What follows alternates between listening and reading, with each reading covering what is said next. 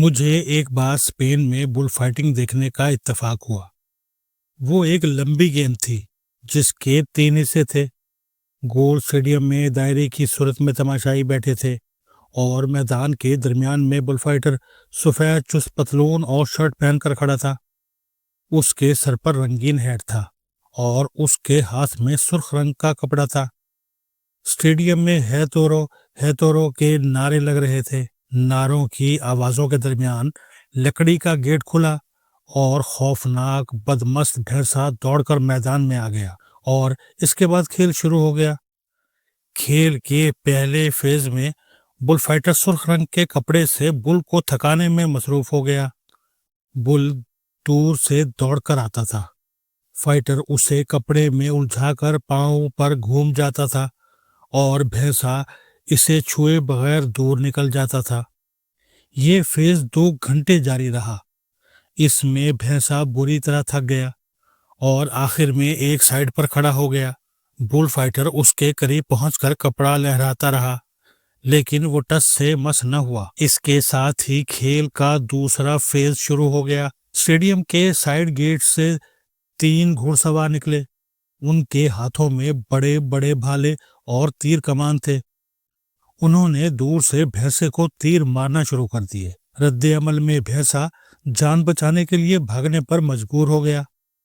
سوار بھی گھوڑوں پر اس کے پیچھے دوڑ پڑے۔ وہ اس کے قریب پہنچتے تھے، اسے بھالے سے زخمی کرتے تھے اور پھر دور بھاگ جاتے تھے۔ یہ سلسلہ بھی گھنٹہ بھر جاری رہا۔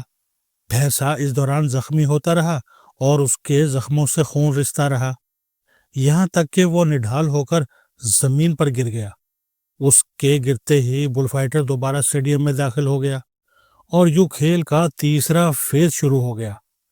بل فائٹر کے ہاتھ میں اس بار تلوار تھی۔ اس نے ننگی تلوار کے ساتھ پورے اسٹیڈیم کا چکر لگایا۔ تماشائیوں نے سیٹیوں اور نعروں کے ساتھ اس کا استقبال کیا۔ وہ پورے اسٹیڈیم کی داد وصول کرنے کے بعد نڈھال بھینسے کے سر پر پہنچا۔ تماشائیوں کی طرف مڑ کر دیکھا اور تلوار فضا میں لہرا دی۔ پورے اسٹیڈیم نے ہاتھوں کے انگوٹھے زمین کی طرف ڈاؤن کر کے اسے بھینسے کا سر اتارنے کی اجازت دی، اور بل فائٹر نے بھینسے کی گردن پر تلوار کے وار شروع کر دیے۔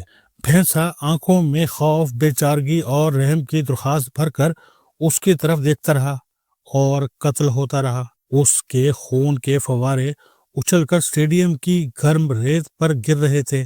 وہ تکلیف سے چلا رہا تھا، لیکن ہجوم اس ظلم پر سیٹیاں بجا رہا تھا، اچھل کر بل فائٹر کو داد دے رہا تھا اور وحشت میں نعرے لگا رہا تھا۔ کھیل کے آخر میں اسٹیڈیم کی ریت پر بھینسے کا سر اور دھڑ الگ الگ پڑا تھا۔ وہ منظر انتہا درجے کا وحشیانہ اور اذیت ناک تھا۔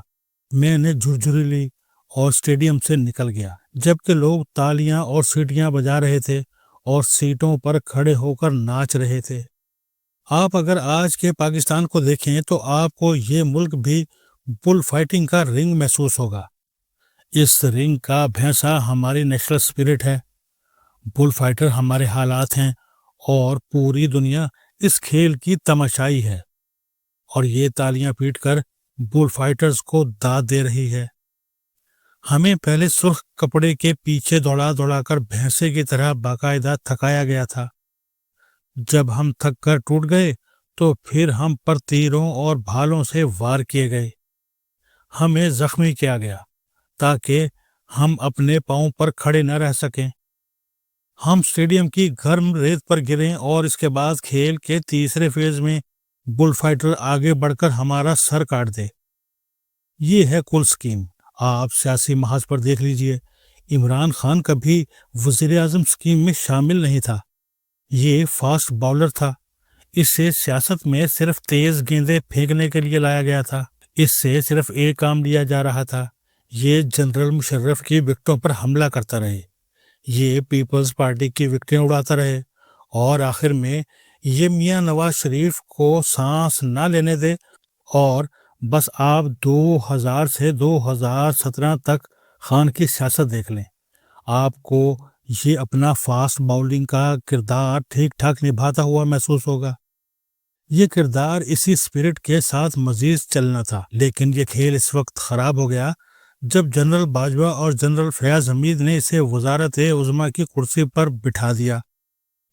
اس سے قبل خان کو صادق اور امین اور عالم اسلام کا عظیم مجاہد ثابت کرنے کے لیے میڈیا کمپین کی گئی اور نوجوانوں کو اس کے گرد جمع کر دیا گیا، اور اس کے بعد خان نے اسٹیبلشمنٹ کی وکٹیں ہی اڑا دیں، اور یہ مسلسل یہ کام کرتا چلا جا رہا ہے۔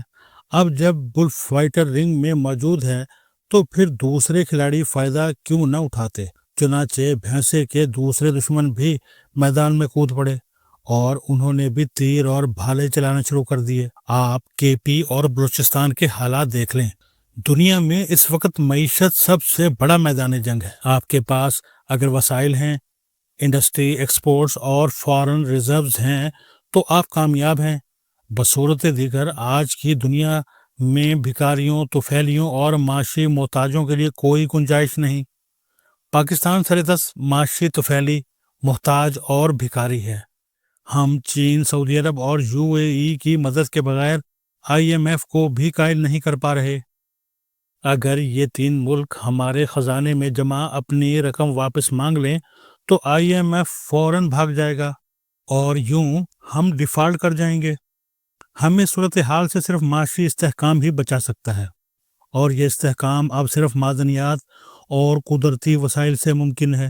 انڈسٹری، اسکل ڈیولپمنٹ اور نیشن بلڈنگ کے لیے کم از کم 30 سال چاہیے، اور ہمارے پاس اتنا وقت نہیں۔ ہم فوری طور پر زمین، مائنز اور منرلز بیچ کر ہی موجودہ معاشی گرداب سے نکل سکتے ہیں۔ اس حقیقت سے ہمارا ازلی دشمن بھی اچھی طرح واقف ہے۔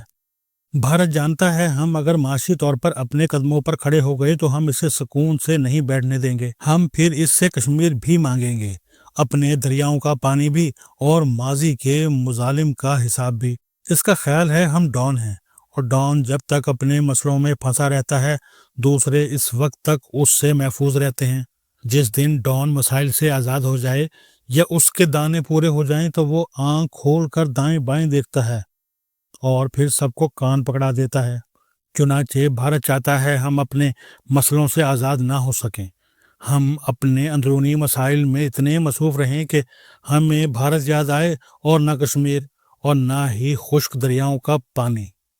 چنانچہ اس نے ہمیں KP اور بلوچستان میں الجھا رکھا ہے۔ اب سوال یہ ہے بلوچستان اور KP کیوں؟ بھارت سندھ اور پنجاب میں چھیڑ چھاڑ کیوں نہیں کر رہا؟ اس کی دو وجوہات ہیں۔ اول، پنجاب اور سندھ کا معیار تعلیم دوسرے دونوں صوبوں سے بہتر ہے، لہٰذا یہاں کے لوگ نسبتاً سمجھدار ہیں، یہ جلد پروپیگنڈے میں نہیں آتے۔ دوم، سندھ اور پنجاب میں کوالٹی آف لائف بہتر ہے، لوگ شہروں میں رہ رہے ہیں، ان کے پاس بجلی، سڑک، اسکول، اسپتال، مکان اور روزگار کے ذرائع ہیں، اور جہاں یہ تمام سہولتیں موجود ہوں وہاں بغاوت کے امکانات کم ہوتے ہیں۔ انقلاب فرانس، انقلاب روس اور انقلاب ایران بھی شہر کے لوگ نہیں لے کر آئے تھے، یہ بھی کسانوں اور مزدوروں کا کمال تھا، اور وہ لوگ دور دراز علاقوں سے دارالحکومتوں میں آئے تھے، اور انہوں نے بادشاہوں سے پہلے بڑے شہروں کے امراء کو اپنا لقمہ بنایا تھا۔ چنانچہ پنجاب اور سندھ دشمنوں سے بچے ہوئے ہیں اور ان کا فوکس KP اور بلوچستان ہے۔ اس فوکس کی بھی اب دو وجوہات ہیں۔ پہلی وجہ تعلیم اور روزگار کی کمی ہے، یہ علاقے تعلیم بالخصوص اسکلڈ ایجوکیشن میں پیچھے ہیں اور اس وجہ سے یہاں بے روزگاری ہے۔ اور دوسری وجہ دونوں صوبوں کی زمین میں خزانے چھپے ہیں۔ بلوچستان میں سونے، تانبے، لوہے اور کوئلے، اور KP میں گیس اور تیل کے وسیع ذخائر ہیں۔ یہ ذخائر چند برسوں میں ملک کو معاشی لحاظ سے قدموں پر کھڑا کر سکتے ہیں، اور یہ بھارت کے لیے قابل قبول نہیں۔ چنانچہ اس وقت بل فائٹنگ کے رنگ میں موجود بھینسے پر دو طرف سے حملے ہو رہے ہیں، اندرونی حملے اور بیرونی حملے۔ اندرونی محاذ پر عمران خان اور ان کے خود کش نوجوان سرگرم ہیں۔ خان بے شک اس وقت مقبول ترین لیڈر ہیں، لیکن یوکرین کے صدر ولادیمیر زیلنسکی اور امریکی صدر ڈونلڈ ٹرمپ بھی مقبولیت کے کندھے پر بیٹھ کر اقتدار میں آئے تھے۔ زیلنسکی نے یوکرین کو ملبے کا ڈھیر بنوا دیا، جبکہ ٹرمپ امریکہ کے ساتھ پوری دنیا کو تباہ کر رہے ہیں۔ عمران خان بھی اگر مقبولیت کی وجہ سے اقتدار میں آ گیا تو یہ اس ملک کا کیا حشر کرے گا، آپ سوچ بھی نہیں سکتے۔ ان کے پاس ایسا گنجا پور موجود ہے کہ آپ کانوں کو ہاتھ لگائیں گے، اور یہ بھی اس شکل میں ممکن ہوگا جب ہاتھ یا کان بچ سکیں گے، جبکہ بیرونی محاذ پر بھارت سرگرم میں عمل ہے۔ یہ نہیں چاہتا کے پی اور بلوچستان میں امن آئے۔ کیونکہ اگر یہاں امن ہو گیا تو پاکستان تیل بھی نکالے گا اور سونا اور تانبا بھی، اور اگر یہ ہو گیا تو یہ معاشی طور پر قدموں پر کھڑا ہو جائے گا۔ لہٰذا سوچیں، اگر غریب پاکستان بھارت کے لیے اتنی بڑی تھریٹ ہے تو یہ امیر ہونے کے بعد اس کے ساتھ کیا کرے گا؟ آپ اگر اس سیناریو پر غور کریں تو آپ پھر چند لمحوں میں سمجھ جائیں گے۔ 8 اپریل کو جب اسلام آباد میں منرلز سمٹ ہو رہی ہے، اس میں دنیا بھر سے سرمایہ کار آ رہے ہیں، اور عین اس وقت پر اختر مینگل کوئٹہ کا محاصرہ کر رہے ہیں، اور BLA پاکستان سے علیحدگی کا نعرہ لگا رہی ہے۔ کیوں؟ آپ اس کیوں کا جواب تلاش کریں گے تو آپ کو بل فائٹنگ کا یہ سارا کھیل سمجھ آ جائے گا۔